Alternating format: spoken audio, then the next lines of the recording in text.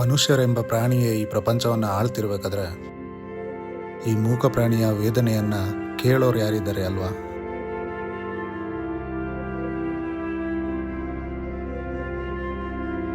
Mattigodu elephant camp ಇದು ಕರ್ನಾಟಕದ ಕೊಡಗು ಜಿಲ್ಲೆಯ ನಾಗರಹೊಳೆ ಟೈಗರ್ ರಿಸರ್ವ್ಗೆ ಸೇರಿರುವಂತಹ ಒಂದು ಆನೆಗಳ ಶಿಬಿರವಾಗಿರುತ್ತದೆ.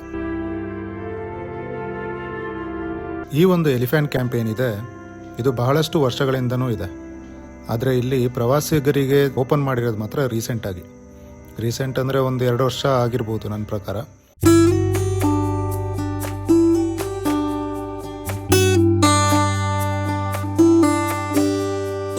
ಸೊ ಆನೆಗಳನ್ನ ಪೂರ್ವ ಸಿದ್ಧತೆಗೆ ತರಲು ಮತ್ತು ಪೋಷಿಸಲು ಈ ಒಂದು ಜಾಗವನ್ನು ಬಳಸಲಾಗ್ತಿತ್ತು.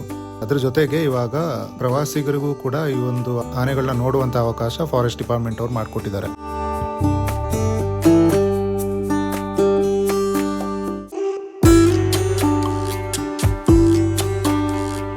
ಸೊ ನಾವಿವತ್ತು ಮೈಸೂರಿಂದ ವಿರಾಜಪೇಟೆ ಕಡೆಗೆ ಹೋಗ್ತಾ ಇದ್ದೀವಿ. ಸಡನ್ನಾಗಿ ಪ್ಲ್ಯಾನ್ ಮಾಡಿದ್ವಿ, ಹಾಗೆ ಮತ್ತಿಗೋಡು ಆನೆ ಶಿಬಿರಾಗ ಹೋಗಿ ಆನೆಗಳನ್ನ ನೋಡ್ಕೊಂಡು ಹಾಗೆ ಮುಂದಕ್ಕೆ ಹೋಗೋಣ ಅಂತ. ಸೊ ಇಲ್ಲಿಗೆ ನಾವು ತಲುಪಿದಾಗ 10 ಕಾಲ ಆಗಿತ್ತು.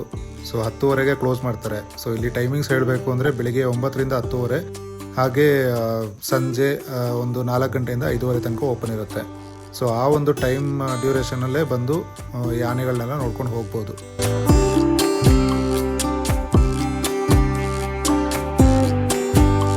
ಈ ಒಂದು ಮತ್ತಿಗೋಡು ಆನೆ ಶಿಬಿರ ಏನಿದೆ ಇದಿರೋದು ಮೈಸೂರಿಂದ ಒಂದು 72 ಕಿಲೋಮೀಟರ್ ದೂರದಲ್ಲಿ. ಸೊ ನೀವೇನಾದರೂ ಬೆಂಗಳೂರಿಂದ ಅಥವಾ ಮೈಸೂರಿಂದ ಕೂರ್ಗ್ ಕಡೆ ಹೋಗ್ತಾ ಇದ್ದೀನಿ ಅಂತಂದರೆ, ಎಸ್ಪೆಷಲಿ ಗೋಣಿಕೊಪ್ಪ ಸೈಡು ಅಥವಾ ವಿರಾಜಪೇಟೆ ಕಡೆಗೆ, ಇಲ್ಲ ಕೇರಳದಲ್ಲಿರುವ ಕಣ್ಣೂರು ಕಡೆಗೆ ಹೋಗ್ತೀನಿ ಅಂದರೂ ನೀವು ಇದೇ ರೂಟಲ್ಲೇ ಹೋಗಬೇಕಾಗತ್ತೆ. ಸೊ ನಿಮಗೆ ಟೈಮ್ ಇತ್ತು ಅಂತಂದರೆ ನೀವೇನಾದರೂ ಈ ರೂಟಲ್ಲಿ ಬಂದರೆ ಈ ಒಂದು ಜಾಗಕ್ಕೆ ಕೂಡ ಬರ್ಬೋದು.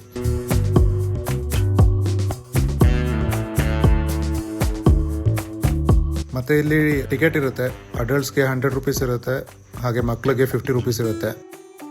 ಸೊ ನೀವು ಫ್ಯಾಮಿಲಿ ಅಥವಾ ಚಿಕ್ಕ ಮಕ್ಕಳನ್ನೆಲ್ಲ ಕರ್ಕೊಬಂದರೆ ಇದೊಂದು ಹೊಸ ಎಕ್ಸ್ಪೀರಿಯನ್ಸ್ ಆಗಿರುತ್ತೆ ಅವ್ರಿಗೆ.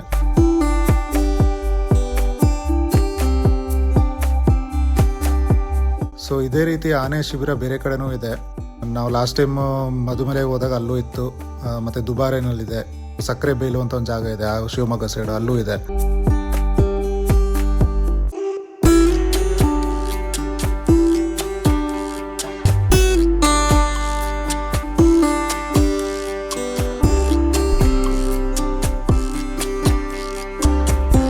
ನನಗೆ ಈ ಆನೆಗಳದೆಲ್ಲ ಅಷ್ಟು ಹೆಸರು ಗೊತ್ತಿಲ್ಲ, ಬಟ್ ಈ ಒಂದು ಆನೆ ನೋಡಿ ಆರಾಮಾಗಿ ರಿಲ್ಯಾಕ್ಸ್ ಮಾಡ್ತಾ ಇದೆ, ಒಂಥರ ಸ್ಟೈಲಿಶ್ ಆಗಿ ಕ್ಯಾಮ್ರಾಗೆ ಪೋಸ್ ಕೊಡ್ತಾರೋ ಥರ ಇದೆ.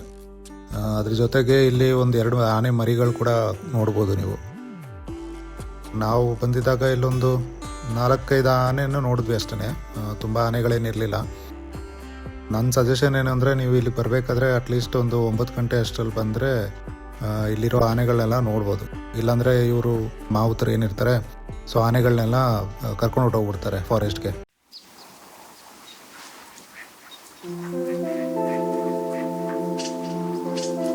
ಈ ಒಂದು ಜಾಗ ಅಂತೂ ಅದ್ಭುತವಾಗಿದೆ. ಅದ್ರ ಜೊತೆಗೆ ಈ ಆನೆಗಳನ್ನ ನೋಡೋದೇ ಒಂದು ಹೊಸ ಅನುಭವ ಅಂತಲೇ ಹೇಳ್ಬೋದು.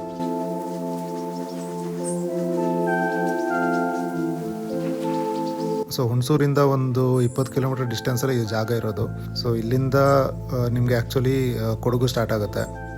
ಬಟ್ ಏನಂದರೆ ಈ ಒಂದು ಜಾಗದಲ್ಲಿ ನೀವೆಲ್ಲೂ ನಿಲ್ಸಕ್ಕೆ ಹೋಗಬೇಡಿ, ಕಾಡಿನ ಜಾಗ ಆಗಿದ್ರಿಂದ ಸೊ ಇಲ್ಲಿ ನಿಲ್ಸೋದು ಮತ್ತು ಫೋಟೋ ಗಿಟ ತೊಗೊಳಕ್ಕೆಲ್ಲ ಅಲೋ ಇಲ್ಲ. ಸೊ ಫಾರೆಸ್ಟ್ ಡಿಪಾರ್ಟ್ಮೆಂಟ್ ಯಾರಾದರೂ ಬಂದರೆ ಫೈನ್ ಹಾಕೋ ಚಾನ್ಸಸ್ಸು ಇರುತ್ತೆ. ಸೊ ಈ ಒಂದು ಮತ್ತಿಗೋಡು ಎಲಿಫೆಂಟ್ ಕ್ಯಾಂಪ್ ಏನಿದೆ, ಇಲ್ಲಿಂದ ಕೆಲವು ಆನೆಗಳು ಮೈಸೂರು ದಸರಾದಲ್ಲೂ ಭಾಗವಹಿಸ್ತವೆ. ಸೊ ಇಲ್ಲಿಂದ ಅವರೆಲ್ಲ ಟ್ರೈನಿಂಗ್ ಎಲ್ಲ ತಗೊಂಡು ಮೈಸೂರು ದಸರಾದಲ್ಲಿ ಮೆರವಣಿಗೆಯಲ್ಲಿ ಕೂಡ ಭಾಗವಹಿಸುತ್ತೆ. ನೀವು ಬೇಕಾದ್ರೆ ನೋಡ್ಬೋದು, ಈ ಒಂದು ಆನೆಗೆ ಸೊಂಡ್ಲಲ್ಲಿ ಪೇಂಟ್ದು ಮಾರ್ಕ್ ಇದೆ. ಸೊ ಅದು ದಸರಾ ಟೈಮಲ್ಲಿ ಪೇಂಟ್ ಮಾಡಿರ್ತಾರಲ್ಲ, ಸೊ ಅದು ವಾಶ್ ಮಾಡಿದಾಗ ಈ ಥರ ಮಾರ್ಕ್ ಉಳ್ಕೊಳ್ಳುತ್ತೆ, ಅದು ಹೋಗಲ್ಲ.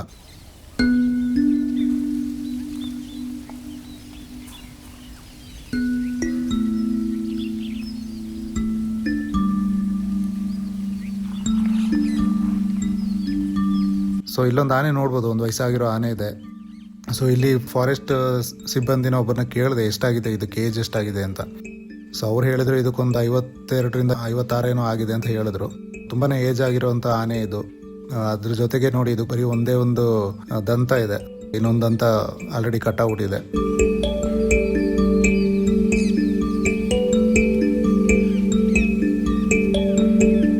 ನನಗೆ ಈ ಜಾಗದಲ್ಲಿ ತುಂಬ ನೋವನ್ನು ಉಂಟು ಮಾಡಿದ ದೃಶ್ಯ ಅಂದರೆ ಇದೇನೆ. ಎಲ್ಲೋ ಒಂದು ಕಡೆ ಮಾನವನ ಬಯಕೆ ಮತ್ತು ಆಸೆಗೋಸ್ಕರ ನಾವು ಈ ಮೂಕ ಪ್ರಾಣಿಯನ್ನು ಬಳಸ್ಕೊತಾ ಇದ್ದೀವಿ ಅಂತ ಅನಿಸುತ್ತೆ. ನಾನಿಲ್ಲಿ ಯಾವುದು ಸರಿ ಯಾವುದು ತಪ್ಪು ಅಂತ ಹೇಳ್ತಿಲ್ಲ, ಆದರೆ ಈಗಿನ ಪರಿಸ್ಥಿತಿನ ನೆನೆಸ್ಕೊಂಡು ಸ್ವಲ್ಪ ಬೇಜಾರಾಗುತ್ತಷ್ಟೆ. ಸೊ ಈ ಥರ ಆನೆಗಳನ್ನ ಪಳಗಿಸೋದು, ಕಾಲಿಗೆಲ್ಲ ಚೈನ್ ಹಾಕಿ ಪಳಗಿಸೋದು, ಇದೀಗಿಂದ ಬಂದಿದ್ದಲ್ಲ, ತಲಾಂತರಗಳಿಂದನೂ ಬಂದಿದೆ, ರಾಜ ಮಹಾರಾಜರ ಕಾಲದಿಂದನೂ ಬಂದಿದೆ. ಆದರೆ ನನಗೆ ಪರ್ಸ್ನಲ್ ಆಗಿ ಅನಿಸಿದ್ದು ಅಂದರೆ, ನಾವು ಹೇಗೆ ಫ್ರೀಯಾಗಿ ಈ ಪ್ರಪಂಚದಲ್ಲಿ ಬದುಕ್ತಿದ್ದೀವೋ ಅದೇ ಥರ ಬೇರೆ ಪ್ರಾಣಿಗಳಿಗೂ ಸಹ ಸ್ವಾತಂತ್ರ್ಯ ನೀಡಬೇಕು ಅಂತ ನನಗನ್ಸುತ್ತೆ.